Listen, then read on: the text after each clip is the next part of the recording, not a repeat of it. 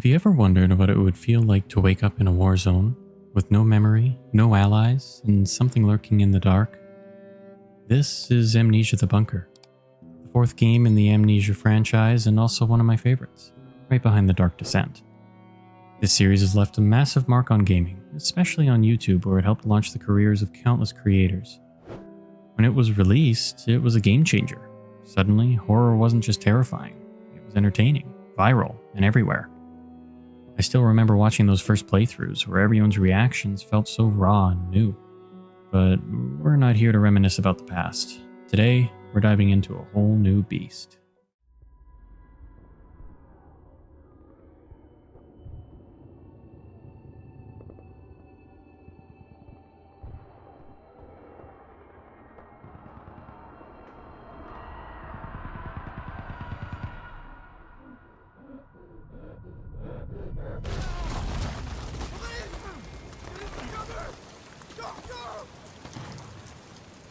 The story starts off with our protagonist running into the trenches in the middle of an active battle. In the distance, we hear what we can assume is a fellow soldier saying our name, Henri, or Henry.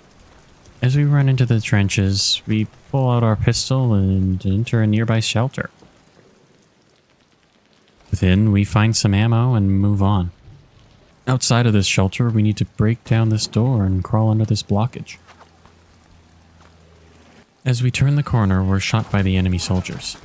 Our friend fights them off from above, giving you the opportunity to run into the shelter ahead. Here we find some cloth and craft some makeshift bandages to help stop the bleeding.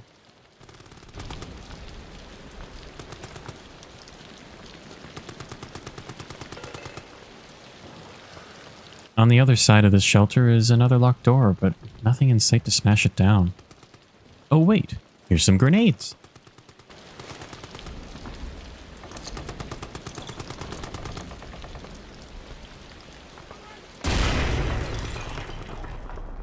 With that door dealt with, we make our way through more of the trenches, eventually running into a dead end.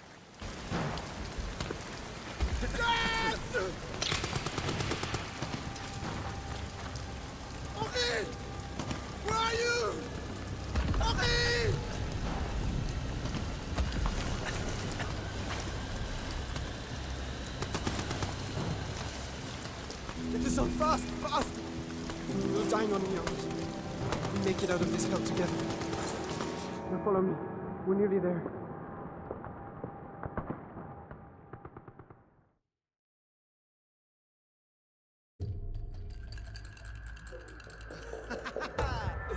Beat that roll, my friend. There you have it, huh? Ah! Fate's a bastard. I'm on patrol tonight then. C'est la vie.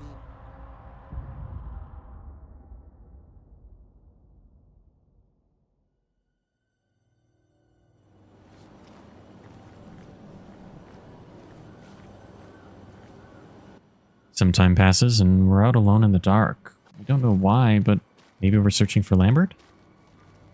We move forward, bodies littered over the ground along the way. We find a large pit with someone at the bottom. It's Lambert.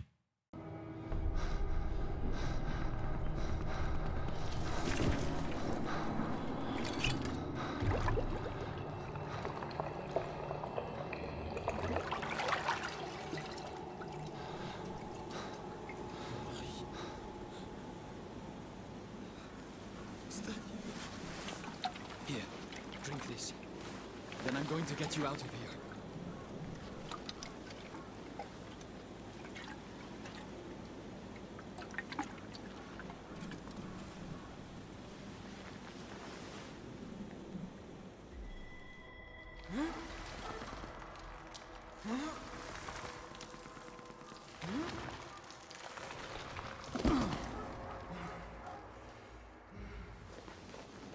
I can walk. My leg. Too weak. I'll get you back to safety. Just hold on to me.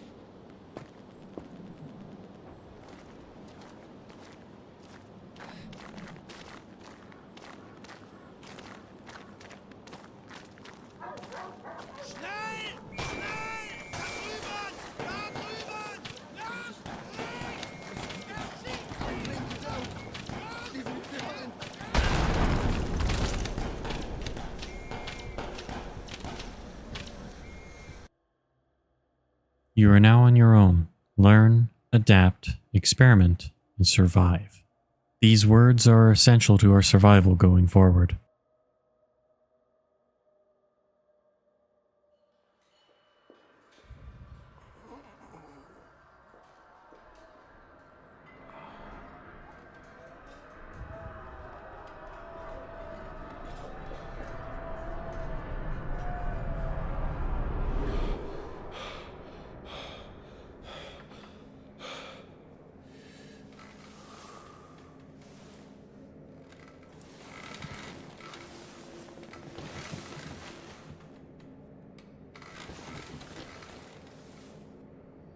We regain consciousness with no recollection of what happened after being shot down or where we've ended up.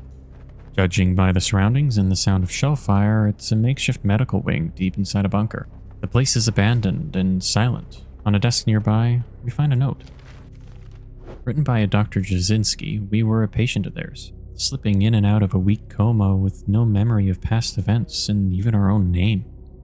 They even mentioned that our personal effects are being held in a storage locker. With this new information in mind, we head into the next room. Here, we find medical supply cabinets. Inside this one, we find a flashlight and another note.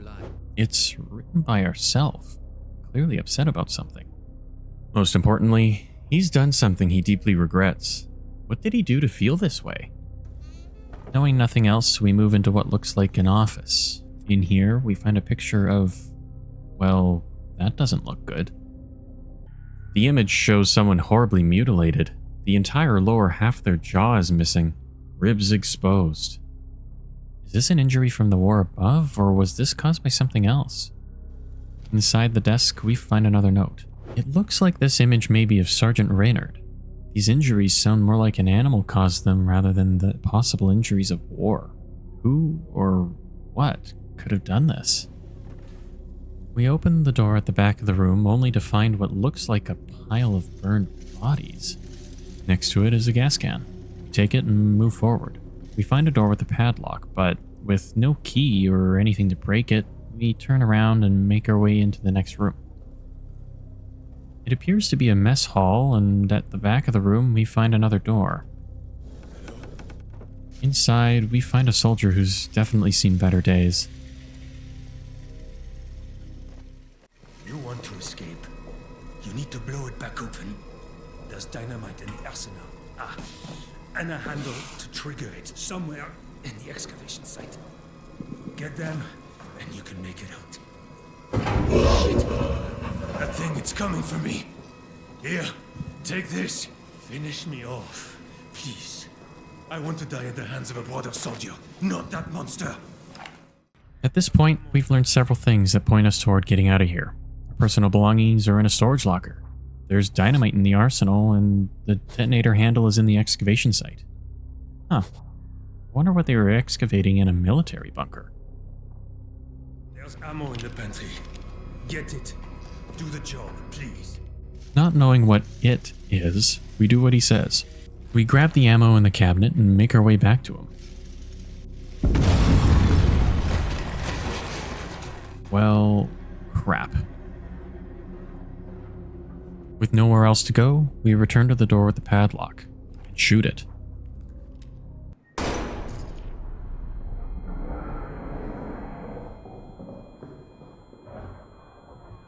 The room we find ourselves in seems safe, if the serene music and locks on the doors isn't enough of a hint.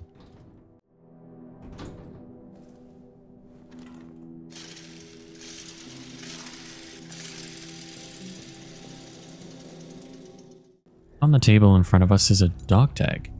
It belonged to a V. Batiste, and beneath it, another note. It appears to be a notice from the head clerk Q. Ferlou about making sure to check the reverse side of dog tags for any messages or locker codes. Good to know. Let's keep that in mind. We look around and see an incomplete map of the bunker, a chest. We turn on the lantern and find another note on the table on the other side of the room. If you haven't noticed yet, a lot of the story is told through the notes we find. The note is once again from Dr. Jasinski. They were experiencing a rat problem and found that the only way to keep them from desecrating the bodies was to burn them. This explains the pile of burned bodies we found. We then make our way down the stairs and into what looks like a maintenance room of some kind. Next to this large machine lies the body of another soldier. To our right, we find a note inside the workbench drawer. An order to everyone, highlighting some important information. They appear to be calling whatever's lurking around the Beast. Also, that it hunts in the dark, so they need to keep the lights on as a means of survival. I take it this means the large machine next to us is the generator. To our left lies a stopwatch on a stool. After taking the stopwatch, we walk up to the body and find a dog tag for Q Frulu next to it. The same person who wrote the note about checking the other sides of tags. So, we do just that. On the back, we find the code 9892. We add fuel to the generator and turn it on. We then leave the safe room and make our way through the halls, flipping power switches on as we go. We make our way down the next hall, which leads to the officers' quarters. Moving into the first room on our left, labeled Joubert, we find another picture. This one is of claw marks and what looks like a metal door. This beast. It must be pretty big to have left those marks behind. Within the nearby desk, we find another note. This appears to be one of Joubert's journals. It spans a couple days. On the first day, they mention strange sounds and just assume it's Reynard drunk nearby. On the second day, they're all terrified. Whoever this Fournier is, they're interrogating their fellow soldiers and even trying to accuse a prisoner of escaping their cell and committing murder. Clearly, this is when Reynard was brutally killed. On top of the desk, we find another note. Here we see that Fournier has completely lost it and wants to leave the soldiers behind with the beast by blowing up the only exit to the bunker. Joubert, clearly feeling guilty but too afraid to stop Fournier, left this note behind so their men know what happened. They also mention that they will relay the code to the arsenal back to the bunker and says to get to the communications room. Knowing we need to get to the arsenal to get the dynamite, we now have to add getting to the communications room to our list. Before moving on to the soldiers' quarters, we finish exploring the other available officers' rooms and make our way back to the safe room to offload everything we've found and fill up the generator. From here, we make our way towards the soldiers' quarters and find a couple locked doors to the storage room. Luckily, the vent next to it is broken open. We crawl through and find shelves of equipment and other resources, as well as the soldiers' lockers. We input the codes we've found so far and grab whatever we can, including a wheel? We continue to loot the room, making trips back and forth to the safe room to offload and refuel. Once done, next to the doorway to the soldiers' quarters, we find a release valve for the emergency lockdown. When we grab the wheel, it breaks off. Luckily, we just found a new one. We put the wheel in and open the lockdown doors.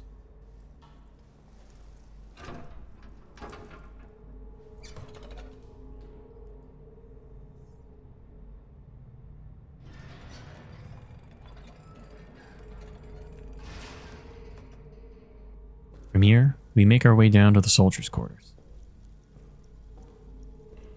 As we make our way through the hallway, we flip a power switch and find a note pinned to the wall. It explains that all power switches in the soldiers' quarters are daisy-chained, so if one's turned off, all of them will turn off with it. We'll need to keep this in mind as we turn all of them on. We continue down the hall and find the door to the communications room. Unsurprisingly, it's locked. We make our way into one of the nearby rooms and look for any useful items or notes. This appears to be one of the rooms where the soldiers sleep in. In the distance, we can see large rats eating something on the ground. On one of the beds, we find another note. Another journal-type note, this time written by Alex Neuer. This one spans weeks with many entries and starts off saying that there appear to be Roman tunnels adjacent to the bunker's positions and that Command hopes to use them to launch a surprise attack on the Germans. This would explain the excavation site we've heard about. Several days later, the officers give Neuer's ancient texts from the tunnels as they had heard that he's interested in this kind of history. After this, we found out that someone named Ackerman died, and to distract himself from it, Neuer started to translate the texts. In turn, he discovered something. This language is not Roman in origin, but is instead some form of Latin, and has no relation to Roman culture. Even further, they seem to be religious in nature, often repeating the phrase, "to cross into the darkness beyond." A couple days later, we get the final entry. It confirms that the texts are indeed religious in nature and that these ancient people, whoever they were, believe they found the secret to immortality. To do so, they must cross over to another world, one dominated by darkness and ruled by some thing. These tunnels were used as a gateway to this other world.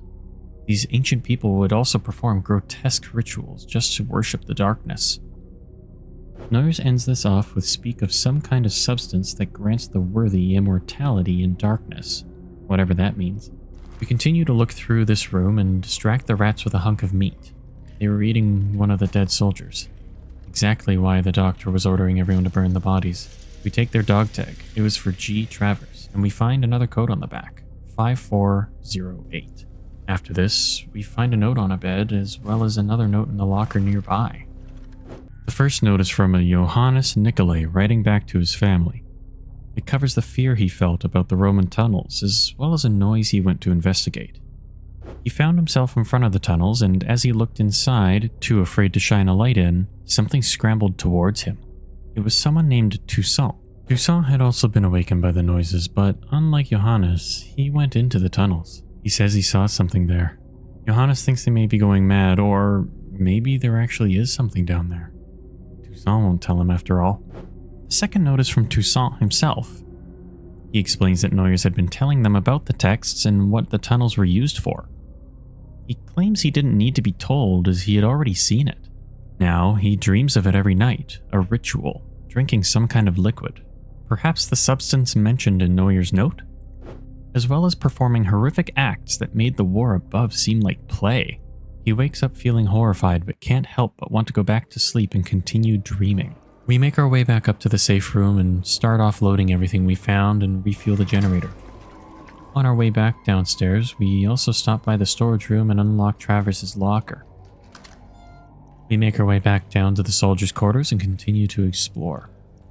Here we find the security room, but the door is locked. We also can see through the door and find a cabinet with a sign showing a key above it. Suspecting the key to the communications room is inside, we start looking for our way in.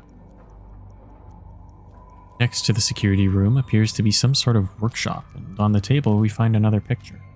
This one is of people dancing on a table in what looks like some sort of mess hall. It also highlights a grate on one of the walls. We continue to explore and find another room full of beds and lockers. On one of the beds, we find another note. It's another note from ourselves. Our conscience prevents us from sleeping. He feels so much guilt that he needs to go do something because of it. Look at the date, July 9th. The same day Lambert went on patrol and we got shot down. I think it's safe to say the guilt he feels is because of sending Lambert out on patrol due to the wager they played for earlier. On the same bed, we find another dog tag, our own, with the code 1890.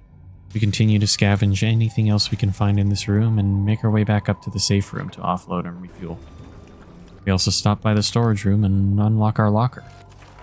Inside we find more ammo, a note, and another picture. This picture finally shows us what our protagonist looks like as he stands next to Lambert. Now, for the note. It takes place before Lambert went out on patrol, confirming the theory that we were guilty from the game. Why? Because he cheated. Ensured he would win and Lambert would have to go out there alone.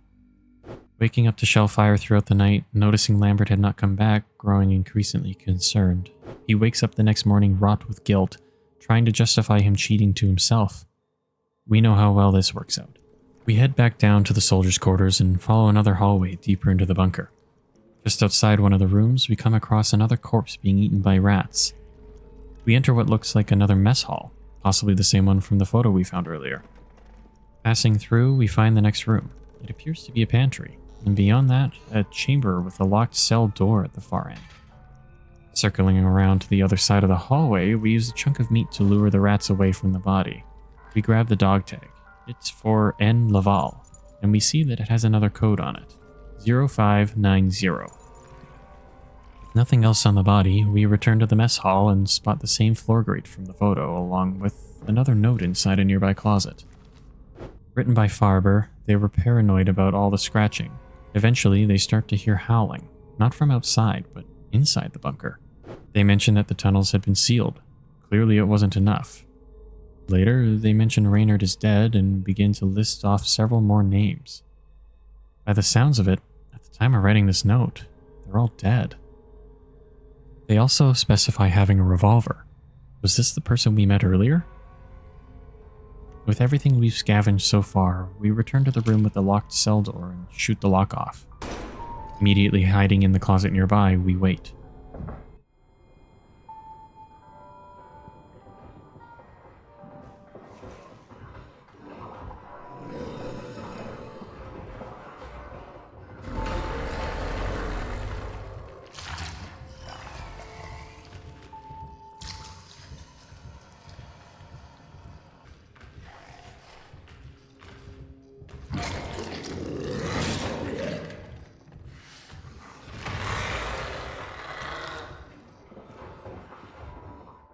Once it leaves, we enter the room and find a note on the table.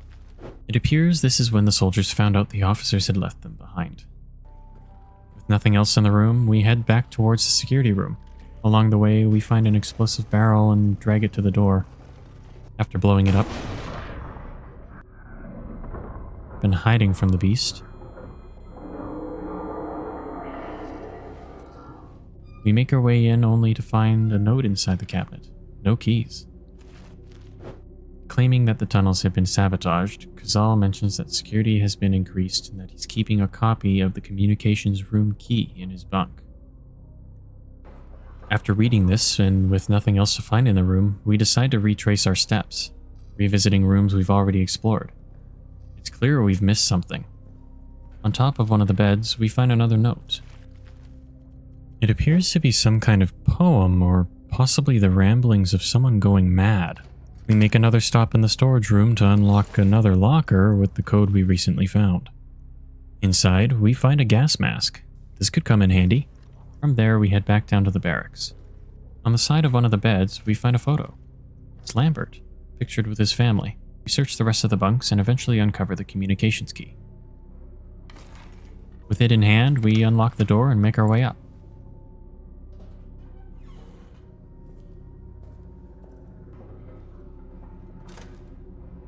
After turning on the power, we find a note on the desk nearby. Someone named Ozan details the death of Neuer. He had been screaming in the tunnels for hours before they got to him. We continue to look around the room and find another note on a table with what looks to be radio equipment on it. Another note from Kazal detailing the fact that Farber is dead. But with his death, they made a discovery. Shooting it causes it to flinch in pain and run away. But soon after, it comes back even angrier. We turn on the radio and can hear Joubert relaying the code to the arsenal. Code is 1001.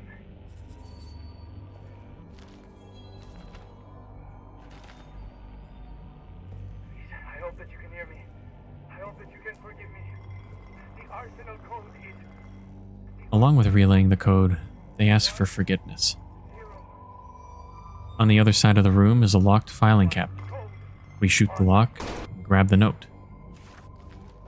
Another one of Neuer's journals. He says he hasn't spoken to anyone regarding what the texts say, yet LaRue came out of the tunnels claiming they had seen exactly what's described in them. Concerned, Neuer decides to speak with the others. The officers, specifically Reynard, had been punishing the men for speaking about what's in the tunnels. Neuers himself was thrown in a cell as punishment for telling the others about what was written in the texts.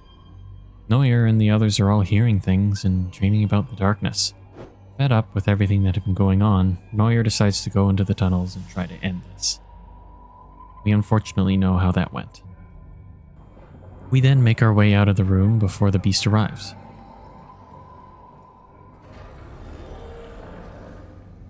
Before making our way up the stairs, we also toss a grenade at the door adjacent to them so we can finally grab everything inside. Including a map of the area, which would have been nice to have earlier, as well as a note. One of Joubert's journals detailing the events of what happened the night we were shot down. He mentions that we were terribly injured, but it was Lambert that carried us back. Hold on, wasn't Lambert unable to walk when we dragged him out of the pit? He also mentions that Lambert wasn't injured at all. He chalks it up to battlefield luck. With Lambert's description of the pit, Joubert decides that it must be close to the tunnels. Next to the note itself, we also find a drawing of the barracks layout. Also would have been nice to have earlier. We make our way back to the safe room to offload and refuel. Then, we make our way to the arsenal. Here, we find another locked door with a map on the wall. Before opening this, we decide to look around first. We find a partially caved-in hallway that we crawl through. Here, we find a flooded room with a door chained shut. Unable to move forward, we go back and move down the next hall. We find another dead soldier and take their dog tag. It belonged to R. Brian. No code this time. Next to the body, we find the explosive storage room. Just one problem. The door to the room is not on this side. Next to this room is another door. This one has a combo lock.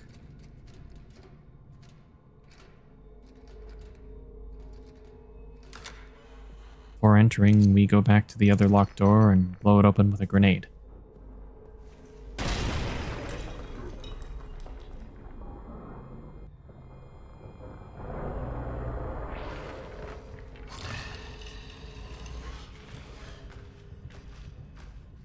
Once the beast leaves, we grab the map on the wall as well as another picture on the shelf nearby. This picture shows a soldier with bolt cutters in front of a tripwire.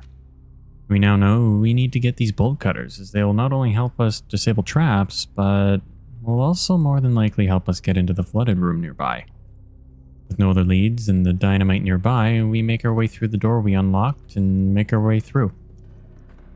Partway through, we encounter the beast, but manage to stay out of its sight. As the beast leaves, we find another fallen soldier and grab their dog tag. Unfortunately, no code. And quickly realize the rats aren't thrilled about us disturbing their feast. Spotting an explosive barrel nearby, we take the shot, hoping to clear both the rats and the path ahead. With the rats scattered and the beast temporarily gone, we move forward through the arsenal. We finally reach the other side and enter the explosive storage room. There it is, exactly what we've been searching for, the dynamite. We grab it and head back, placing it near the caved-in exit of the bunker.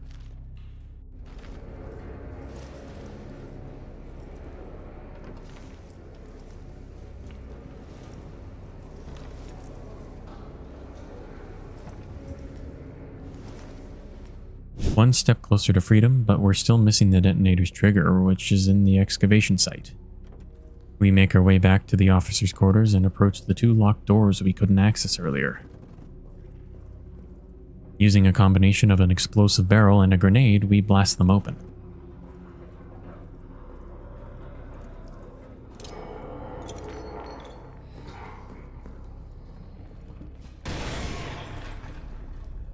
The beast then comes a little too close for comfort. At least now we get a clear look at what's been hunting us. We search the first room and find two notes. We get some more context into why the arsenal was locked with a code. Specifically, it was due to Fournier increasing security. I'm guessing this was because of whoever sabotaged the entrance to the tunnels. The second note covers how much Fournier didn't trust their own men and, without realizing, was sending them to their deaths. We also find a picture of a severed hand. I would say it's disturbing, but with everything else we've seen so far, this hasn't even been the worst of it. We make our way into the next room and find a note on the filing cabinet. We find out that Blanchett ordered Reynard to oversee the nighttime security within the tunnels. They also mention the location of extra wheels. Well, we already got that. We also find another note inside the desk nearby. From Fournier to Reynard, we find out that Fournier was encouraging Reynard with his hunt for whoever sabotaged the tunnels, telling him to use any means necessary. Next to these rooms is another hallway leading down to maintenance. Unfortunately, we have another group of rats to contend with.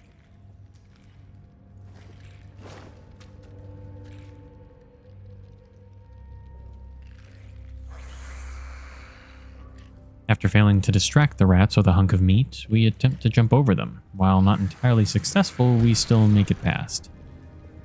The first room we find is boarded off with a few dead rats inside. We tear off the boards and enter the room. We find a map on the wall, a note on the table, and a picture inside the closet. The picture shows soldiers covering corpses with gas before they light them on fire. The note, on the other hand, we can see that Chenard had noticed that the rats had grown disfigured and more aggressive since the tunnels were opened. I can certainly agree with that after what we've seen. We continue down the corridor when suddenly a rat triggers a flare, igniting the fuel scattered across the floor in a burst of fire. Acting fast, we snatch the dog tag lying beside a scorched body, but once again, no code. Peering through a hole in the wall, we spot another room where rats are feasting. We toss a chunk of meat to lure them away and slip inside. This time, the dog tag we recover has a code, 5592. With it in hand, we climb the nearby staircase and enter what seems to be someone's personal quarters. A charred body lies motionless on the bed, a grim reminder of the chaos that unfolded here. As we search the room, we find another dog tag on the desk. This one belonged to an A. Giraud, complete with a code, 3278. Beside it, a picture catches our eye, a man assembling what appears to be Molotov cocktails. Next to the photo, a note rests on the table. Foreman Stafford appears to have written this note as an apology to Gavin, after he's already dead. He wanted to give him a Christian burial, but the rats got to him too quickly. Instead, he had to burn the body like everyone else. He mentions something that points us in a direction. He was going to the pillbox. Now, if you remember, one of the lockers is Foreman Stafford's. Something tells me there's something important in there. With nothing else to find in the room, we head back down and continue exploring the halls. Eventually, we reach a large workshop. At the back, a hole in the wall reveals a large amount of rats inside. We toss a gas grenade, hoping to clear the way, but it doesn't take out all of them. With no time to waste, we charge through the hole, only to be attacked by the surviving rats. We make it through on the other side, bloodied but alive. We find ourselves in a spacious area filled with supplies and equipment. After patching ourselves up, we spot a door secured with a padlock. It'll have to wait. For now, we head toward the chapel.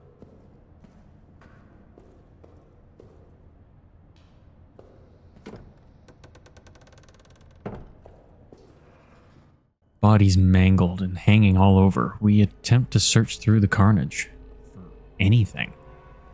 Luckily, we find a note. It's written by Lambert. Confused and torn. He should be dead, but instead he's perfectly fine while we're not. He recounts what happened when he fell into the pit. Almost dead, then we were there. The water we gave him was cool, crisp, but with a strange sweet taste. Water had never felt more nourishing than that. What was in that water? After getting shot and the air cleared, he got up with newfound strength and carried us back to the bunker. Later, he realized the stuffed rabbit he bought for his son was gone. It must still be in that pit. He later finds out that we woke up but had no memory of what happened. Interestingly, besides the news, he felt better than ever, stronger and stronger. He felt this whole ordeal filled his body and soul with new purpose. Almost immediately, we hear the beast approaching. No time to think, we duck into the nearby confessional. Here, we find the pillbox key, but we're forced to crouch in silence beside the pinned and lifeless body of the priest. When the beast leaves, we step out and approach the altar, where we discover another dog tag, 7015. We press on toward the pillbox, but as we near, we walk into a tripwire, which causes another flare to light the fuel on the ground. We dive into a corner as the beast returns for another close encounter.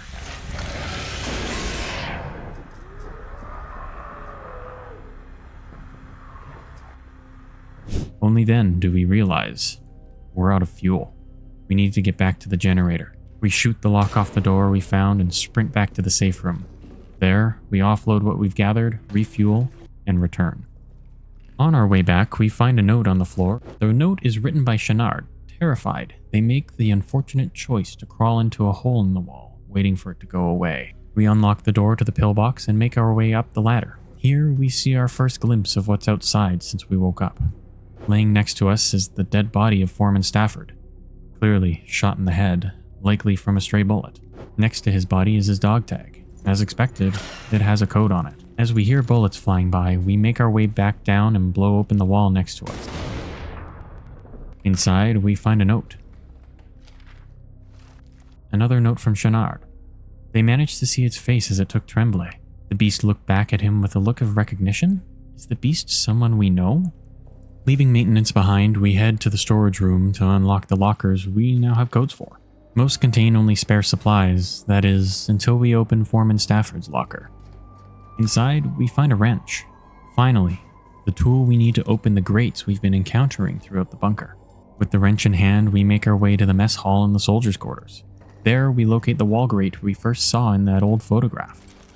We open it with the wrench and crawl inside, discovering a hand-drawn map on a crate.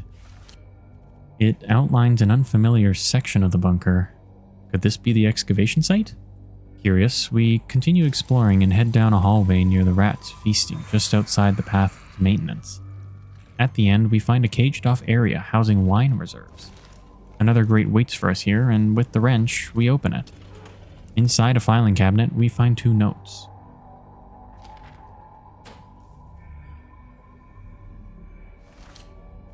The first note is a list of the guilty written by Reynard, detailing the events of the sabotage and the confession of the soldiers that committed the act, with one missing, Toussaint. Believing he must have died in the blast, he mentions that they're trying to clear the tunnel site, but states that it has started flooding. Hold on. The caged-off area with the chain door in the arsenal. Is that the entrance to the excavation site? The next note details how Reynard found out it was Neuer telling everyone about what the text contained, as well as what some of the men have claimed they've seen. With the doorway to the entrance of the excavation site still chained shut and no bolt cutters, we make our way to the prison. As we start looking around, we see a locked-off room that appears to be some kind of control room. We make our way down the next hall with cells lined across both sides. We find a man tied to a chair and a sack over his head. Next to him, on a table, are the bolt cutters. We find a large brick near the cells and use it to smash down multiple doors. In one of the rooms, we find a filing cabinet chained shut. We'll have to come back for this once we get the bolt cutters. The other leads to another hallway, as well as a grate that leads into the control room. Next to the grate is a note. We quickly realize this note is irrelevant since we've already got the wrench. We open the grate and search the room. On the table in the middle of the room lies another note. We can once again see how terrible Reynard can be as he talks about torturing the prisoner and plans to starve him. We continue to search the room, finding supplies as well as another picture. This one seems to show a soldier at a table, a board with the bunker's map, and another soldier tearing down a wall. Could this be the excavation site? After this, we find a control board and start opening all the cells.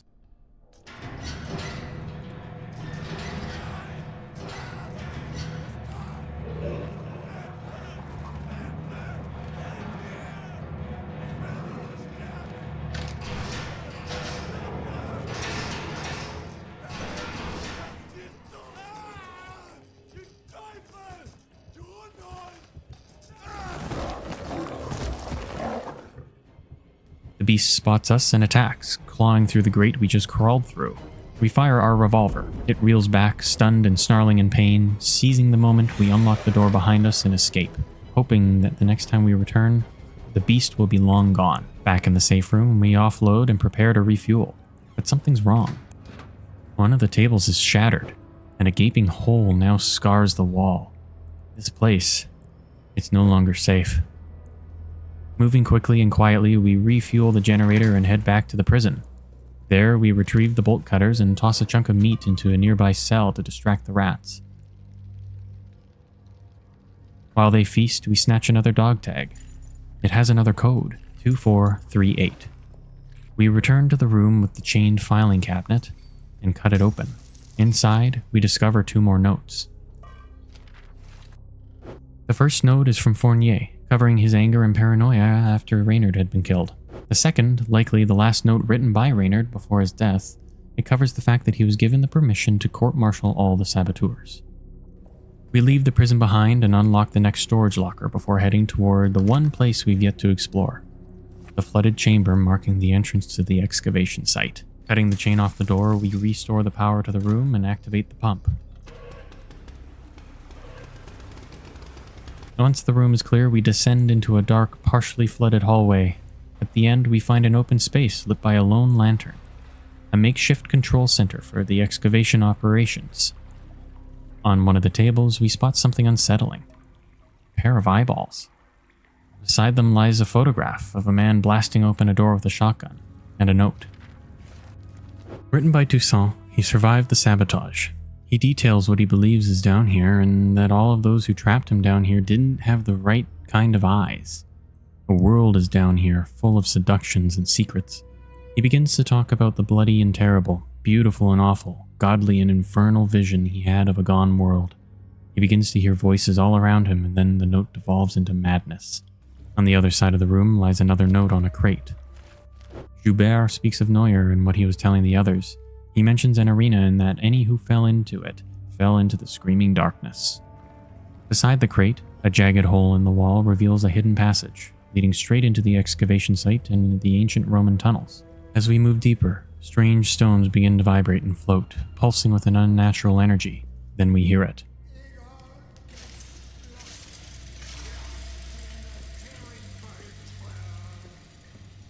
Whispers echoing through the tunnels. The voice is familiar. The words, they match the ramblings from Toussaint's note. At the time, they seemed like the ravings of a madman. Now they feel disturbingly real. Fog thickens and we press forward. A shadowy figure begins to emerge. Silhouettes of people, maybe even the dead. The whispers grow louder, more frantic, surrounding us from every direction. Then, the deafening roar of a shotgun shatters the silence.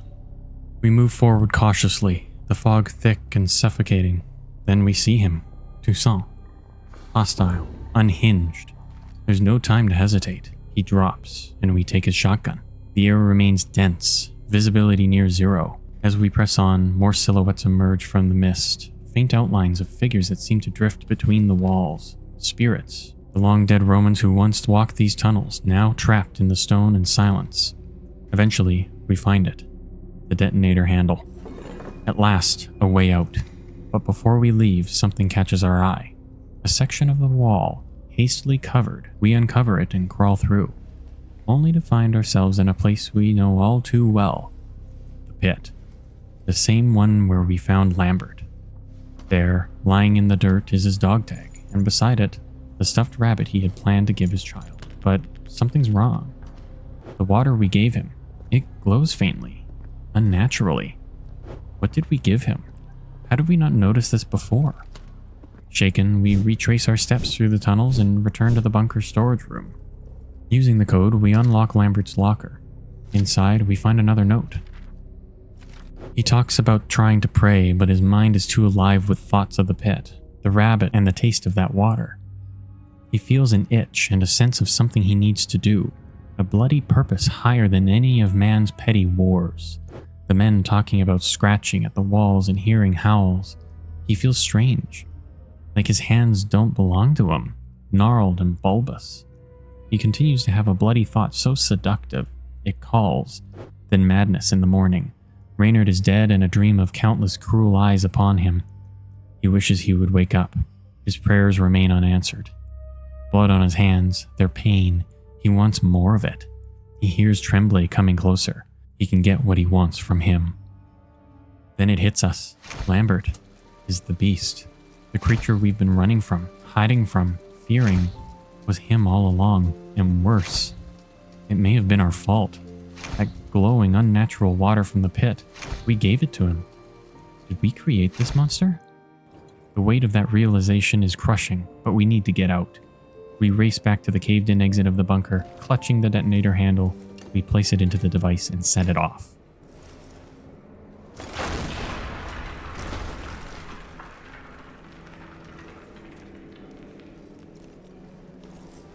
It doesn't work. The exit remains sealed, untouched by the blast, but below the blast area we spot a hole in the ground, our only way forward. The explosion has drawn the beast's attention. No, Lambert's attention. We jump into the hole and land in a series of crudely dug tunnels. As we navigate the winding path, it opens to a vast chasm spanned by man-made bridges, likely remnants of the Roman tunnels.